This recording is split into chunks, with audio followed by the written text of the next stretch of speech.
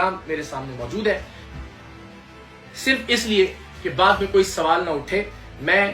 اس پر ہاتھ رکھ کر پوری قوم کو یہ یقین دلاتا ہوں کہ حق خطیب بے تحاشا اور بے شمار لڑکیوں، بیٹیوں، بچیوں، بہنوں کا جنسی استحصال کرنے میں ملوث ہے۔ میں اللہ کے اس پاک کلام پر ہاتھ رکھ کر آپ کو یہ بھی یقین دلاتا ہوں کہ حق خطیب کے خلاف یہ جتنی لڑائی، یہ جتنی جدوجہد میں کر رہا ہوں، اس میں میرا ذاتی مفاد، ذاتی اناد، ذاتی انا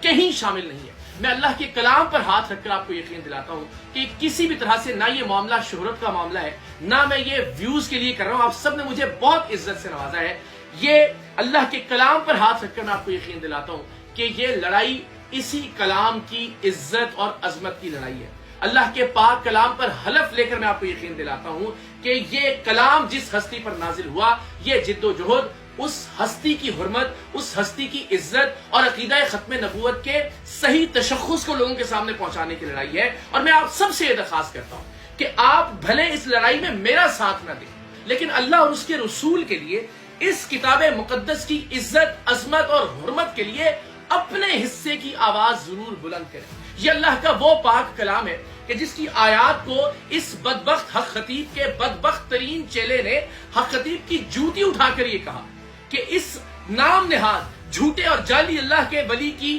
جوتی ایک جانب اور قرآنی وظائف ایک طرف، اس ملک کے علماء ایک طرف۔ یعنی اس نے واضح طور پر علل اعلان یہ کہا کہ حق خطیب کی جوتی